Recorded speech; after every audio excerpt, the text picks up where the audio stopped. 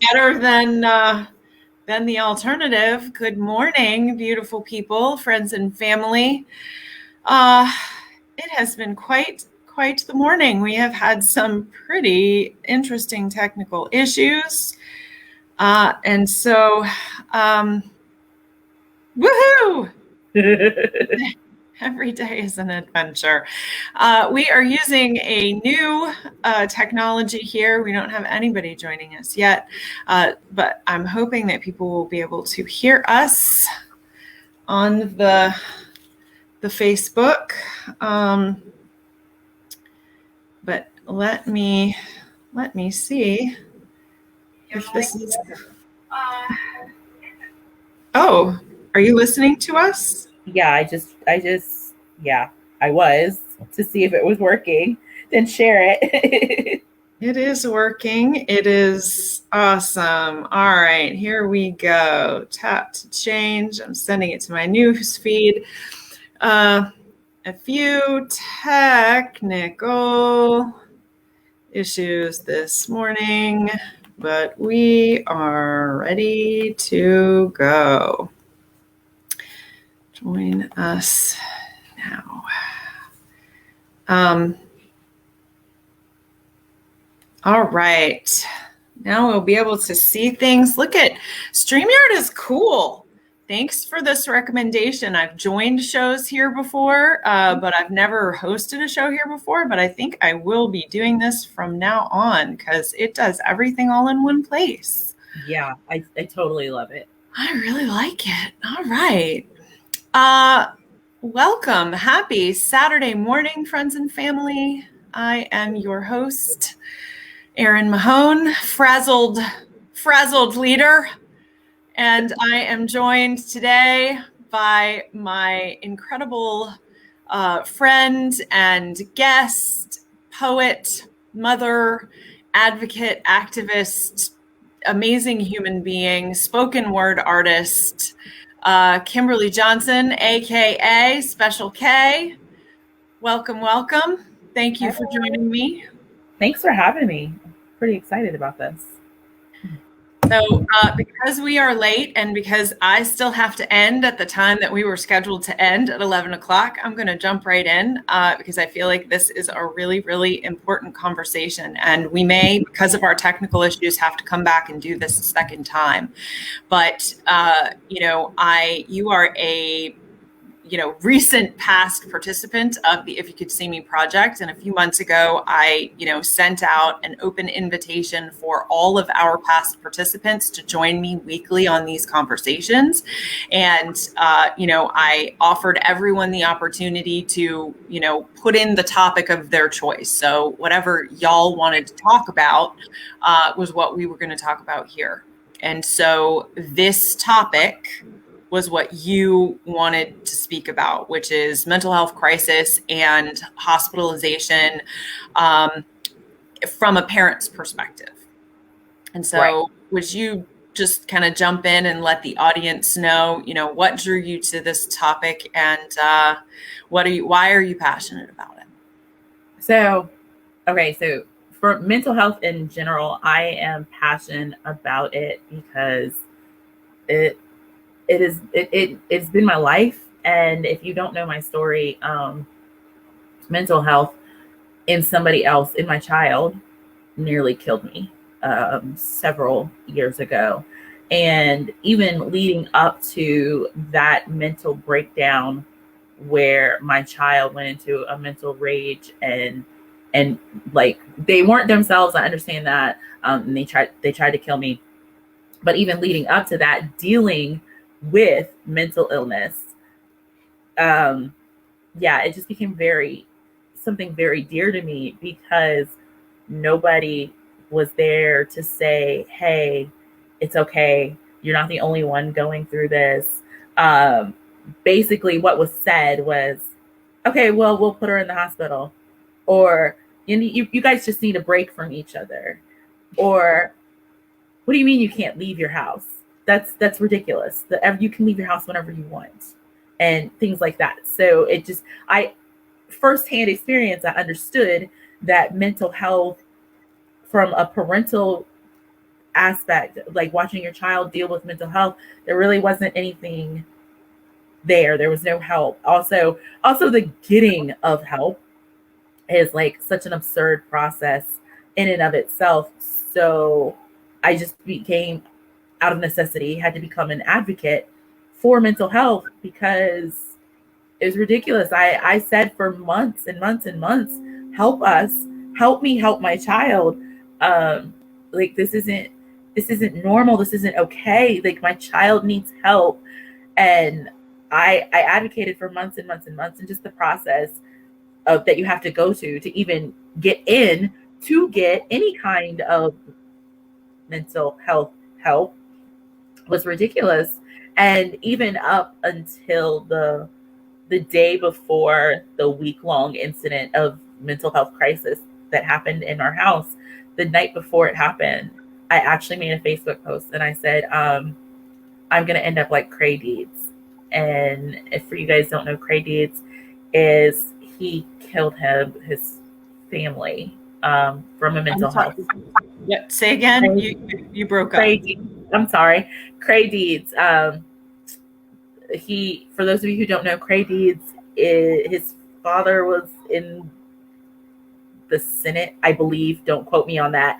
So let me just hold. Cray Deeds is a senator, and okay. His son had a serious mental health crisis, and what was in crisis, there was no bed available. His son became violent and attacked him and ended up ending his own life. And so Cray Deeds has become an advocate for mental health, but also I think he has seen the extreme challenges of reforming the system that is really, really designed not to help people. Exactly. You know, we have a system that is designed by insurance companies, and their number one goal is to deny your request for help. Right. Absolutely. And that's probably a pretty controversial thing for me to say, but it just is. But it is what it is. I mean, right. But yeah. Okay. So I made a Facebook post and I said, what happened to Cray Deeds is going to happen to me, or I'm going to die before we get help. And the very next day, we went into a week-long mental health crisis period where my child tried to kill me, not once, not twice, but I think 4 times over the course of that week. So that's my backstory on why mental health, parental mental health in children, mental health in general is so near and dear to my heart, because it was that happened almost 6 years ago. My child was 15 or 16, and we had been dealing with mental health for 8 years. And if mental health help were actually in place, I don't believe at all that we would have gotten to the place that we got, because we had been dealing with it for 8 years. So it wasn't something that just happened overnight, like mental health crisis, here we go. Like no. So yeah, that's where my advocacy and heart for mental health comes into play. And then so that's where I became a mental health advocate. But I didn't actually have an opportunity to see mental health from the other side. I still was just somebody looking in. So my daughter had had numerous mental health hospital stays, but I didn't see it from the hospital side, like what her experience was when she was in the hospital. I just only heard, and still what I heard was not very good. It just seemed like, we're giving you a break. We're going to give her a break. Oh, she needs this, but it's a 3-day stay, 4-day stay. So what, you're not getting a whole lot of help. You're literally just in a think tank, calm down, go back home, repeat, rinse and repeat. But then so in my journey to continue dealing with mental health, and there was another time where my same daughter went into mental health crisis and tried to kill me again. That's like the mental health crisis thing that happens. But that time I went into a mental downward spiral. Like I literally was having a nervous breakdown at this point, and I put myself in a mental health treatment center, aka St. Mary's Hospital in Richmond, Virginia. Now, my experience, now I'm on the inside and I volunteered to go. I know that there is something not right with my mental. Let me go get help.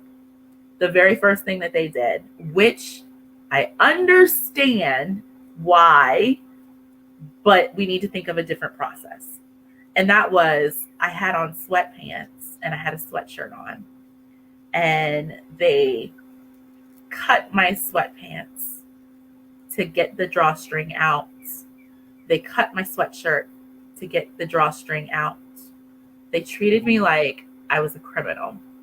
And that was the first thing that I said was, I broke down and I was crying, and the nurse was like, well, why are you crying? And I was like, because I asked to come here and I asked to get help so that I can be better.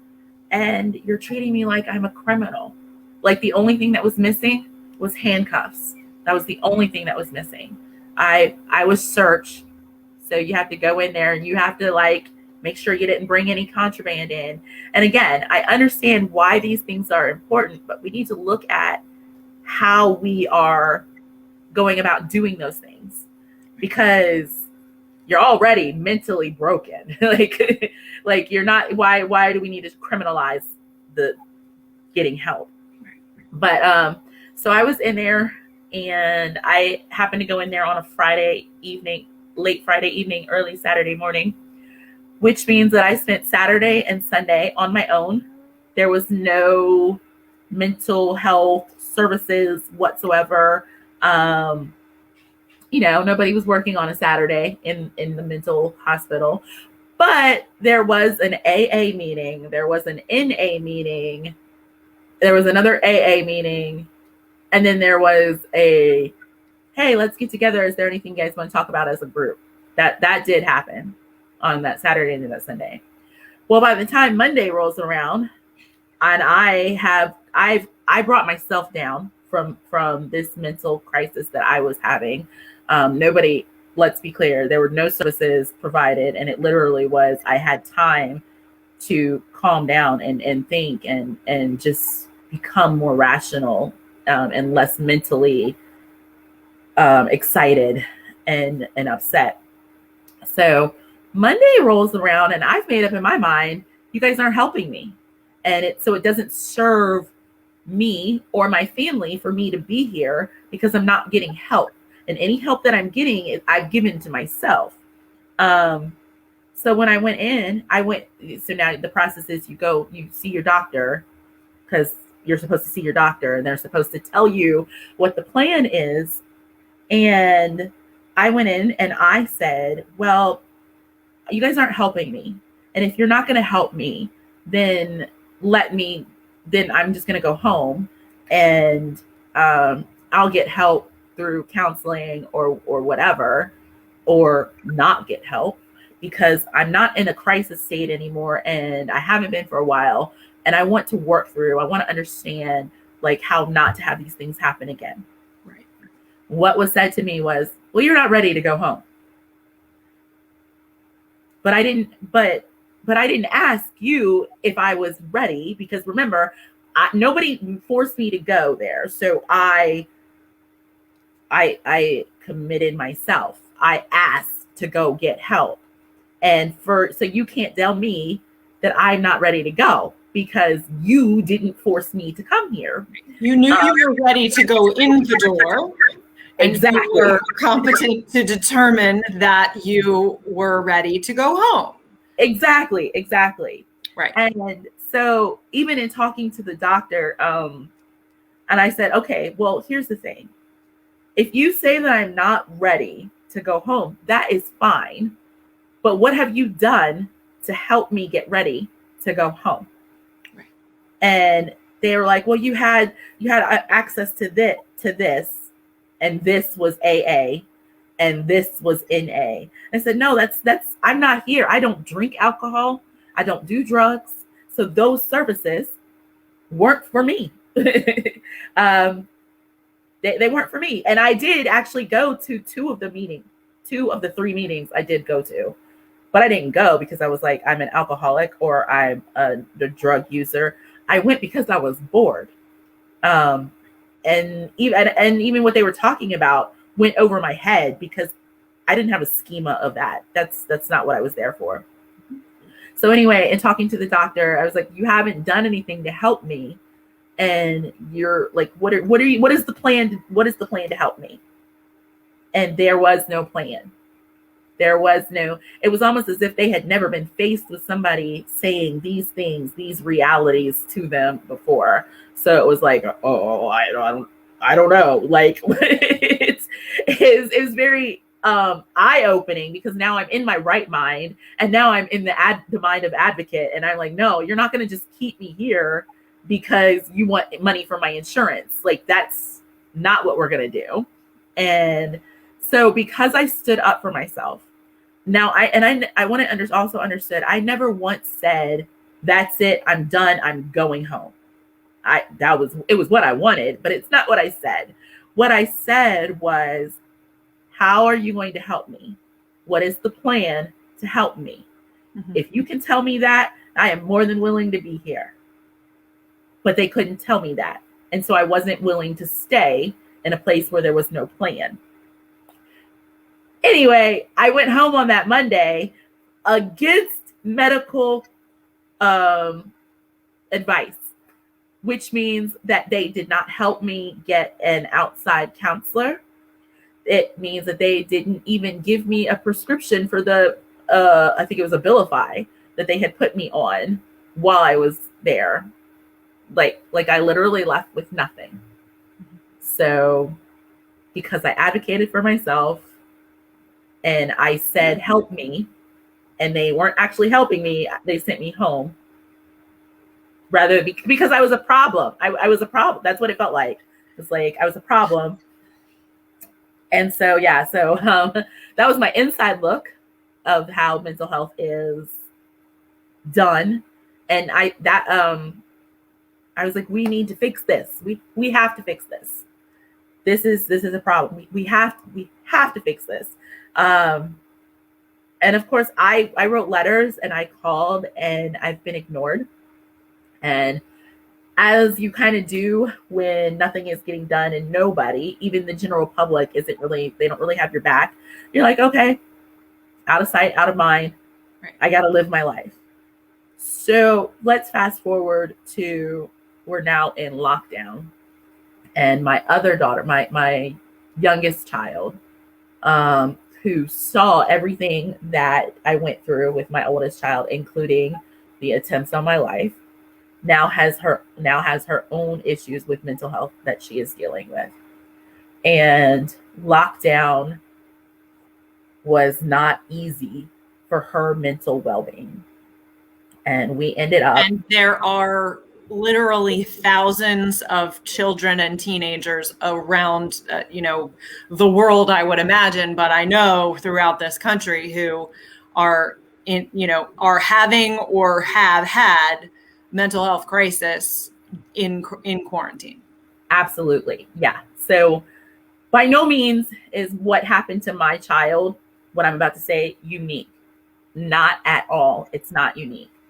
So my daughter went into a mental health crisis point. And I want it to be understood that crisis is above what is the normal behavior.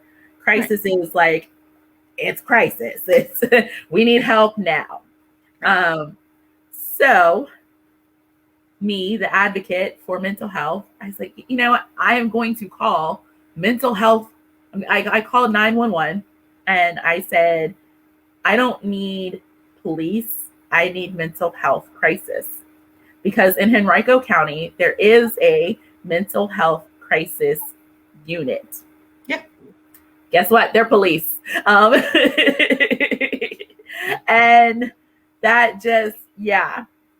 So the police showed up at my house and removed my daughter from the home in handcuffs. I understand that you had to put this child who was in mental health crisis. I understand that she had to be restrained for your safety, for everybody's safety. I understand that. But again, we were criminalizing somebody who was not a criminal. Just putting them through the same paces that we put criminals through is not something that we should be doing. We have to find a better way to transport. That's the first thing. We have to find a better way, because if you're already mentally ill and sick, and then you're going to put this imagery on top that you're wrong, who's going to try and get help? Like you're more people are going to suffer in silence. So that's the first thing, is we have to change the process. Maybe not necessarily what has to be done. I know restraining has to happen, safe transport and things like that, but we need to rethink how we do those things. So my child ends up in the emergency room, which is where they take you when you're in crisis, and they await a bed. Now, here's also the thing. When I called mental health crisis, my daughter didn't want to go. So it's called TDO, temporary detainment order. Also, I was tired and I was like, take her, I need a break. So her dad ended up going and staying with her in the hospital that for like 24 hours. I didn't speak to her. Let me calm down, because if we got to go through this again, let me get my head right. It's a trauma when you go through that. It's a trauma for the child. It's a trauma for the parent. It's a trauma for everyone that is in the space. Yes, absolutely. So on the third day, I was like, okay, what's going on? I talked to the mental health crisis people on the phone. And again, I said, what's going on? And that my child was still in the emergency room. There had not been a bed. Now, a mitigating factor is that my child has seizures. So for the beds that were available, they wouldn't take my child because she has seizures. So because she has seizures, they wouldn't take her to help her get mentally well. Right. And then what I also found out, I'll say that later. So now I'm like, okay, well, my child needs to come home. Like, crisis is over. She needs to come home. They would not release my child to me. They would not. They said, well, she's got all these services and she still had this crisis, so we need to keep her. And I said, well, you know what? Somebody who has cancer goes to the hospital to get their chemotherapy, but they don't necessarily stay at the hospital the entire duration that they have cancer. And she's like, well, that's cancer. And I was like, well, it's the same thing. Yeah. She has mental illness. We all have mental illness. There are times when you need to go to the hospital to get treatment for your illness, and then you go home. And they would not release her on the what if something happens. Again, I understand the thinking process, but we need to reevaluate the way that we do these things. Mm-hmm. So at this point, I now go to the hospital. This is my first time going to the emergency room where my daughter is. And I go up there and I'm prepared now. Like, I'm prepared to fight for my daughter's rights, to advocate for her, for everything. First thing, I walk in the room and my daughter is shackled to the bed. She's 15 at the time, 15-year-old is shackled, has been shackled to a bed for 3 days. 3 days. And I was livid because that's what you do to prisoners. She had, like, I was livid. So at this point, I was like, what's going on? We're going home. This is the process. Found out. Now, remember the TDO order that she had been placed under. That order expired 5 hours after it was issued. That is, every TDO order, it expires 5 hours after it's issued. The thought is that in that time period, you're going to have a bed in a mental hospital or a mental unit to go to, where custody is transferred then to the hospital. Right. Okay. So, but when I said, okay, well, the TDO is expired to take the shackles off of her, who has custody of my child? Nobody. Not the officer, not the crisis unit, not the hospital wanted to assume custody of my child, but would not let me take my child home.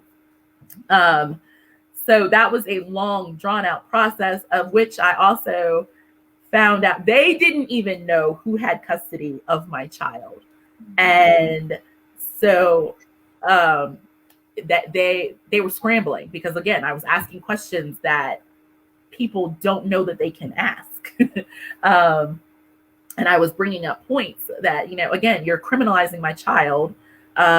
You're now making her feel like a criminal, be like she's done something wrong, when mental health is not wrong. And asking for help is not wrong. So I ended up spending 7 hours in the emergency room before my daughter came home. And again, she came home against medical advice. But what were they doing to help her? So now here's another thing. It's, as we said earlier, a lot of people are having mental health issues. So not only did they have the issue of they couldn't find her a bed because she has seizures, and the beds really don't want to take her, but there really weren't any beds available. Now, that's a whole nother can of worms. But if there aren't any beds available for 3 days, my child has been in the emergency room. Okay, what services were brought in to help my child? Nothing. They don't exist. Exactly. So again, my question was, and again, I wasn't saying I'm going to take my child home because I don't agree with the help. I was saying, show me the help and we can talk. But right now, you're still, what if? You don't have a plan other than we're going to keep looking for a bed, and we're going to keep this child shackled to the bed in this emergency room. She's going to be by herself, and nobody's coming in to help her. Right. So that, again, was, okay, I talked to mental health crisis, and I said, we have to change this. I talked to the director. The director said, I agree with you. We have to change this. And I said, because for 3 days she's been here. She came in here in crisis. She's not in crisis anymore. She brought herself down. They did not even allow for the services that she had in place. So at the time she had art therapy, which was like, it's because of COVID, it's all online right now. She had art therapy. She had in-home counseling. She had psychiatry. She already had those services. They could have allowed those services to come in and de-escalate. They didn't even allow that, but they kept her there. And so that is a problem. And they didn't even think about those things until I brought them up. So finally, 7 hours later, the officer comes in, and they unshackle her. And they say, okay, well, you can go home. Well, here's the thing. She should have been out of the shackles after 5 hours. So first of all, it needed to be addressed. You all need to figure out the chain of custody. Because if something had happened to my daughter or anybody else in that situation, who was I going to come to and say, why did this happen? You are accountable for this. Then I said, tell me, help me figure out, tell me what you need me to do to advocate for you, getting people to be able to come in and start services while we're looking for a bed. So maybe we don't have to get to the whole we're looking for a bed, because maybe we can de-escalate in the emergency room. They were supposed to get back with me. They were supposed to invite me to meetings. I have yet to attend a meeting, and I have not had a phone call. Right. So that's a problem, because not only, of course I was advocating for my child, but I also said, as an advocate, I need to advocate for the whole system. So if you're telling me that you see this as wrong, or that this needs to be fixed, how can I help you? What do you need me to do? And those questions were never answered. And unfortunately, a friend of mine just went through the same process, where their child was in shackles for, I think she told me, 4 days in the emergency room. Yeah. So nothing. Oh no. Shackles is an extreme that, I don't see often. But it is a daily occurrence that we see kids and adolescents, sometimes, younger than 14 or 15, sometimes 10 or 11,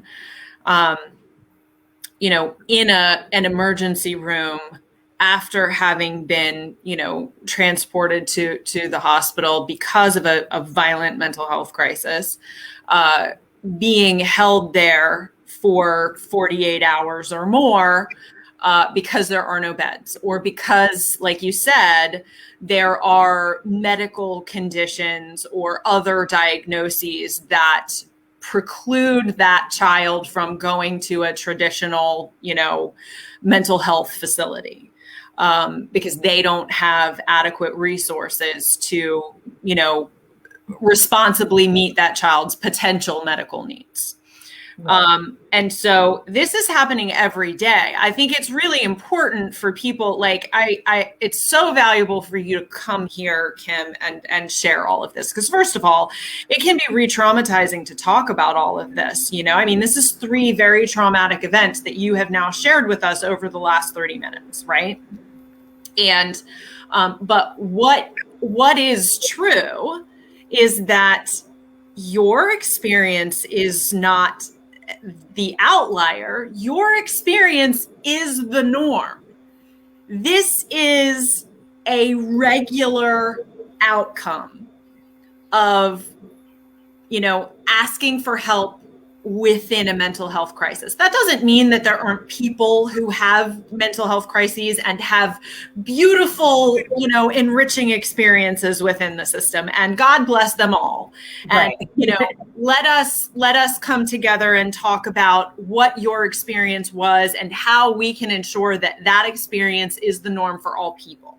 Exactly. Right. What is true more often than not is that it's every day that somebody asks for help and is demoralized, removed of their dignity, removed of their agency, whether the state has decided that they don't have the capacity or not. You were not TDO'd. You were in the hospital of your own volition.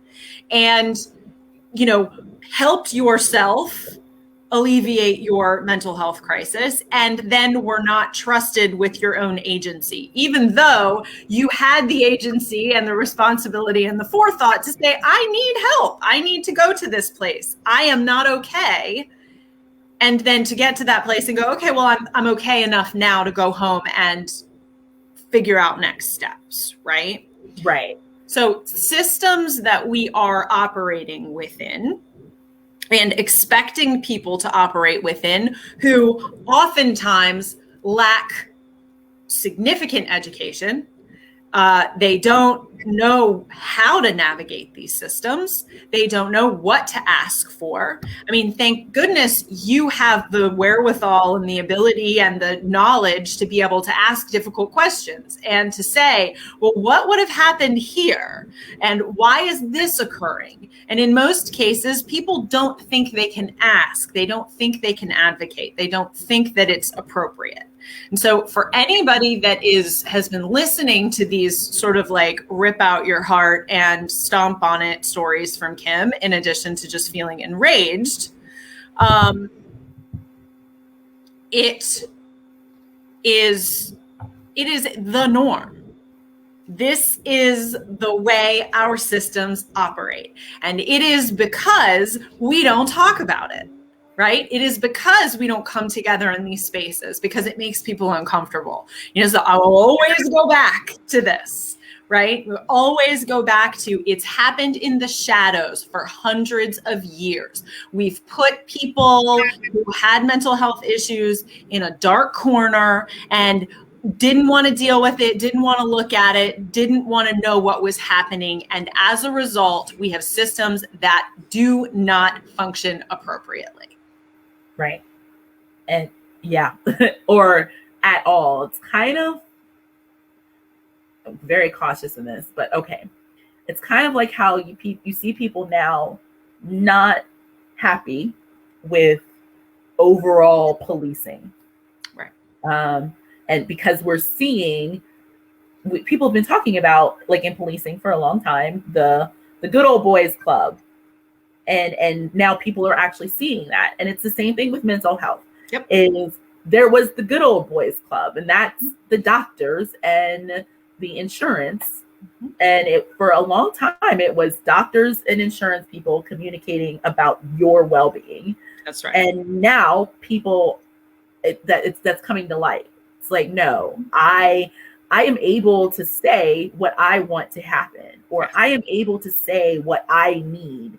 And so there's a disconnect because the doctors get money. In case you didn't know, surprise and doctors get paid. Doctors get paid, and they also, the insurance company and doctors have a relationship. They're not strangers. No. So they work to serve themselves for their best interests. And the mental health is not always what is the best interest. Right. Well, and what's true is, you bring up a very, bless you, very valuable point that I think goes underrepresented. Every person that enters into a medical or mental health environment is asked to sign something called the Patient's Bill of Rights.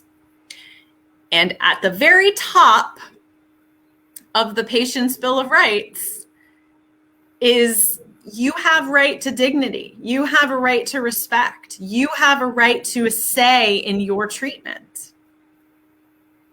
And we are conditioned, we all sign that thing, but how often do we actually read it and internalize what it says? Right? We don't. And when we're in a mental health crisis, we are significantly less likely to, walk into the room and say, okay, now I've just signed this document, allowing you to treat me, but it says I have a right to dignity, and I have a right to respect, and I have a right to, a say in my own care, along with like 25 other things that you have rights to. Mm-hmm. People don't ask. people don't assert it because they are afraid, because we live in a world in which doctors are up here. You know, they are smarter and better and they must know, and we should not question. I mean, we've had this conversation on this show, you know, within the last 2 months, a couple of times about learning how to be a self-advocate and learning how to challenge those really scary systems that are, you know, they're designed not to be self-critical. It's the same as, you know, you just made the comparison to policing, which I think is completely adequate. You know, the medical field in general has abused people and has, you know, enacted terrible crimes upon people for generations. You know, it is rife with racism and classism and sexism and, you know, all the other ableism, homophobia. You know, people are often not safe because these systems do not engage in critical thinking and in self critique. Like, they don't look at themselves. They, you know, I will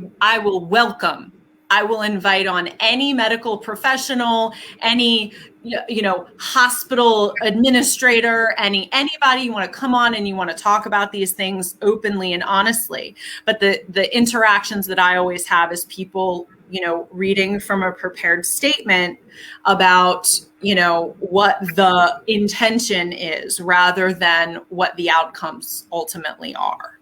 Right. And I also feel like it's like doctors don't know how to respond to somebody telling them what is best for them. Mm-hmm. Right. Because they're not trained to do that. Right. They're definitely not. And like I said, the whole system needs to be reworked. Mm-hmm. It just needs to be reworked because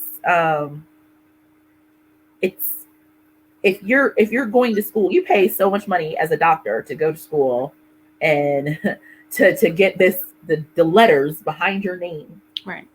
You would think that you want that the payoff, but if what you're doing isn't effective, then eventually people are going to stop coming, and then you're not going to have any money. So as a doctor, that's never happened. Right. But that's like, I mean, okay, like in a perfect utopian world, right? You know, you would think that you wouldn't want people to stop coming to you. So let me do what I need to do to ensure that people continue to come. But at the same time, like, people got to learn how to find their voice, because like they go hand in hand. They do. Systems don't change themselves because people are comfortable, you know? I mean, not like if I'm doing something and, you know, and I'm a person that's not, you know, interested in challenging myself or trying to be better, or, you know, comfort is my number one. And look, we all want to be comfortable, right? So like, if I'm operating from the perspective that, you know, everything, okay, well, nobody's saying anything, so I guess it's working all right, then, you know, if I'm not a particularly intellectually honest or, you know, introspective human being, I can certainly get stuck in, you know, that place where I am just doing what I've always done because this is the way that I've always done it. And so there is a certain amount of, you know, self-advocacy that has to happen. But it's also not fair to put that entirely on the shoulders of a person who is in the midst of a crisis, right? That's ridiculous. You know, thank God you are a person who can do that, who can speak up, who has the, you know, the ability to do that. But we need more voices. We need more connection. We need more conversations like this one. Dana has been, you know, really engaged in our conversation here today. She is a health professional. And, you know, but she says that she's seen both sides. So she's seen this from the perspective of a professional operating within the system, as have I, and as a, you know, person who is, you know, receiving services. And, you know, it is really eye-opening to sit on that fence. And there are a lot of professionals who don't speak up. In advocate and patient, she says. Yes, you are all the things, Dana. And so, it's really interesting because there are so many professionals who feel afraid of speaking out, and who go along to get along, because that's what a lot of people do. But we don't create change by accepting that things can't be better, right? And just like, well, this is just the way it is. I mean, it may be the way it is right now, but it doesn't have to be the way it is forever. And the other thing that I want to address, because I have some members of my family who have worked within, the mental health crisis world for a very long time, and, are good, decent, compassionate people who are every day faced with another reality, which is, people who are in crisis as a result of significant poverty, significant trauma, which keeps them from being able to respond to the world and the stressors in their world in a responsible way. And so in many cases, people who are coming through a lot of our mental health facilities are not there fundamentally because they have an underlying mental health need. It's because many of their basic physical human needs are not being met anywhere else. And it's this or it's jail. And so to some degree, there's this like revolving door of people who are going back and forth between some of the mental health facilities and the jails. And their needs are not being met either. And so we have so many sort of fundamental issues that feed into this, with all of our systems not being adequately designed to actually help the people they're designed to help. So police are doing the jobs of mental health professionals, which they absolutely should not be doing. Mental health facilities are not adequately funded or staffed. So in many cases, they are putting Band-Aids on everything. And then people are not being regarded as total full human beings with rights. Their rights are being abused because they do not have dignity. They do not have agency. They do not have a say in their care. And so how do we bring together all of these different factors under one umbrella that says, hey, can we all work together to try and figure this out, rather than everybody trying to take their piece of the pie and run away with it and leave everyone else to their own devices? Anyway, that was a tirade. It needed to be said, like tirade on, because I completely agree. I feel like the systems in place are the same systems that were designed for when it wasn't about helping people. Right. And it has, improved, I guess, right? Like, it's not when I talk about my grandfather who was diagnosed with schizophrenia in the early 1950s.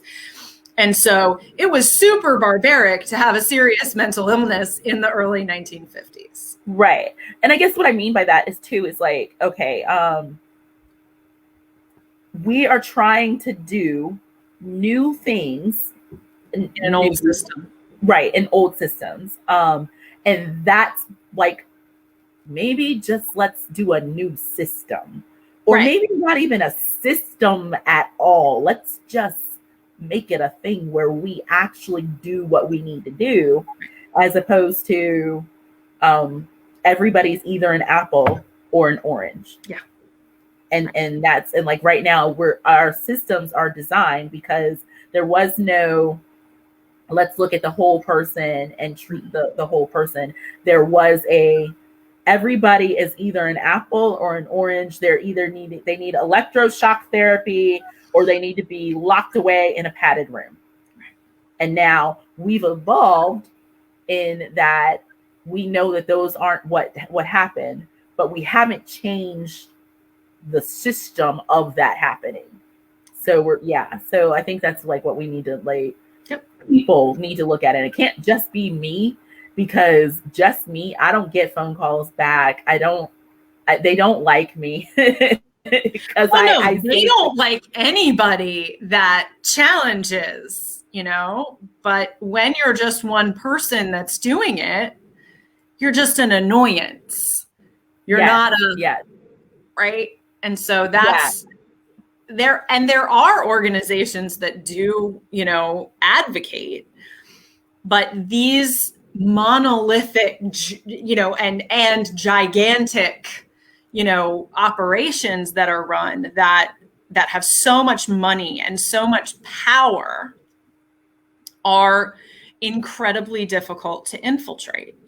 And, I don't know what the answer is. I don't know if the answer is to just ignore them entirely and start creating our own little mutual aid communities where, professionals are supporting and individuals are supporting, and everyone is just, again, y'all have said utopia a couple of times during this conversation.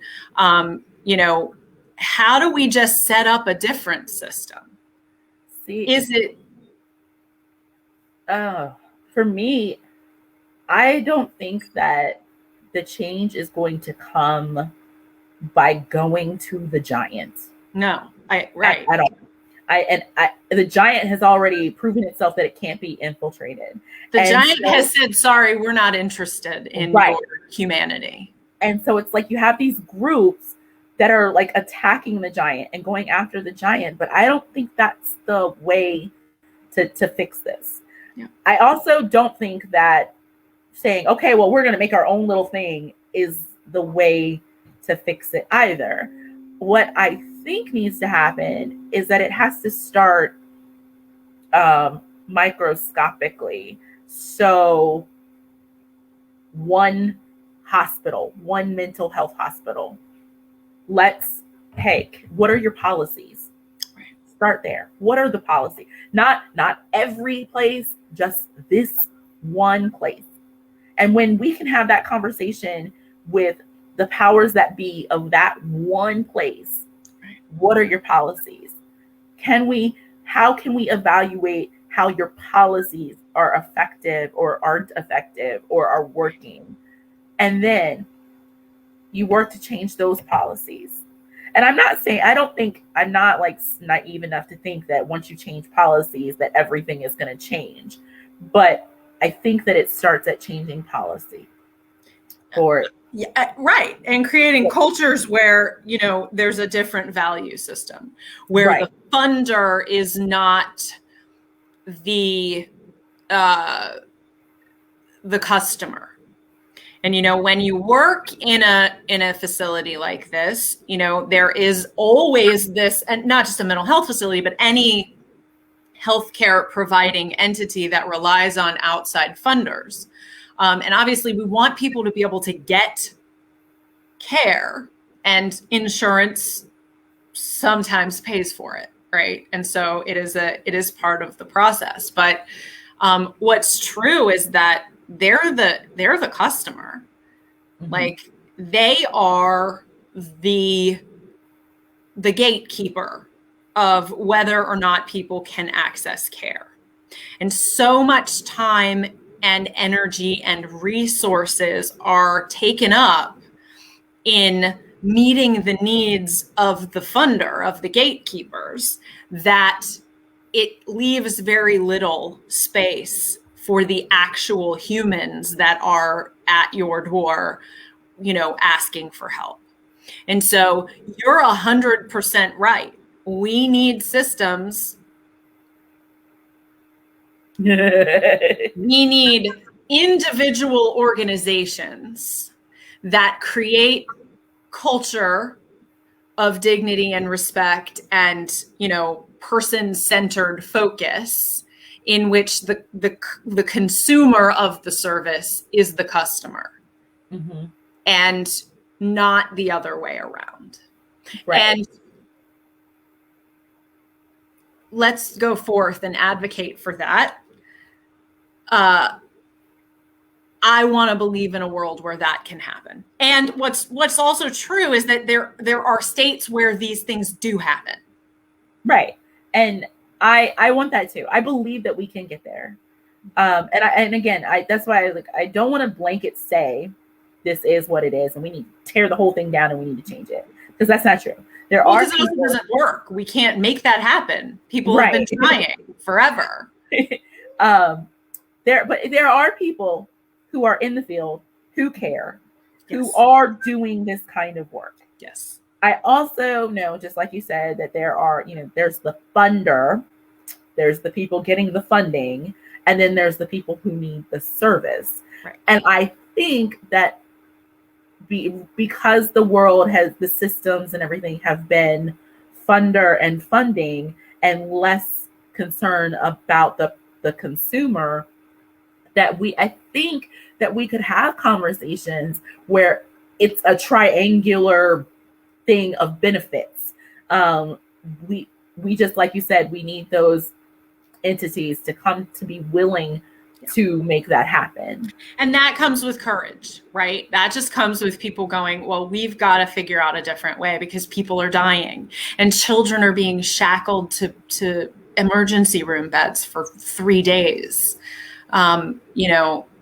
The need for mental health care cannot be understated. Like, it is real, it is pervasive, it is ongoing. And so we can't just sit around and say, well, maybe it'll be less and then we won't have to do these things anymore. Like, that's just not, this is the way that it is and it is here to stay. And we have to figure out how to get to the next level. We've gotten here. We have gotten here. Like, progress has been made, but just it's not enough. And right. nobody's child should be made to feel as if they're a criminal for asking for help. Absolutely. Or for needing. So Dana said during this conversation, she's not sure if she wants to cry, get angry, become a lawyer, or call her senator. Do it all, Dana. Right. And additionally, I would really say, okay, a lot of times we say, oh, call your senator, call your representatives, but they're really high up there. So yes, call them, but call your representatives on your local level. Call the hospital, not hospitals, but pick one and say, and like, hey, we can all come together and we can all come to this one hospital and say, what are your policies on this? How are these effective? We, the public, we, the consumer and the public, want to be a part of making sure that this process is doing what it's saying is that it's supposed to be doing. So yeah, I'm all for doing all those things. Become a lawyer, cry it out. Get it out. Yeah, call your senator, call your House of Delegates, call everybody, but also don't forget the people who actually can make effective change where you are. So even if you're watching and you're in Timbuktu, California, I wouldn't want you to like everybody calling their senator might get changed on the big level, but on the molecule level, pick one entity and let's all come together to that one entity and then go to the next one. Because if we can get one, then the process becomes that much more obtainable. And there are organizations that advocate for mental health and policy change throughout the state. NAMI is a huge one throughout the state. Mental Health America of Virginia has some programs and some advocacy going on. There are places where people can get involved. And I think regardless of where you are, if this is an issue that is of value to you, I know, I saw that too. Dana, you can choose whichever organization you would like to. And we can talk about that offline. I'm not attacking one here because I think they all have improvements that need to be made. Right. But wherever you are, if this is something that's important to you, there's a lot of advocacy that happens around the patient's Bill of Rights and around, patient advocacy and the ability for people to, be involved in their own care and to have agency and to maintain their dignity and respect in the midst of, of any medical intervention. But this particular area has the potential to so significantly remove people's dignity from them. And so we want to advocate for a system that, that in which a person's experience being positive is not the outlier, right? I've had folks on this show before in the past who have talked about, this person and this person and this person and this person and this person treated me like garbage, like I was a criminal, like I was, like I was, lower than the lowest.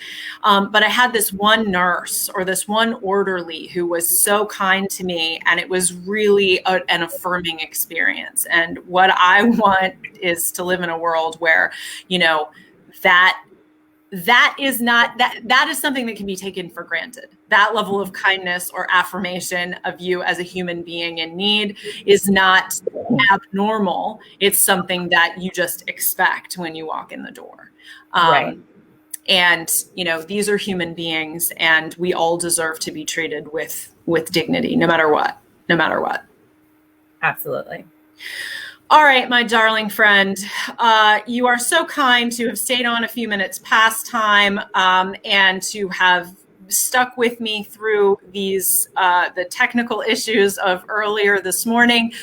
The positive outcome, if we're making meaning from our, unfortunate circumstances, is that I am going to be recording every week from StreamYard from now on, because this is a pretty cool situation.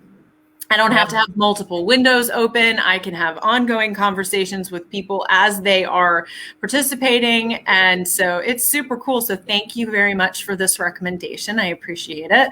You're absolutely welcome.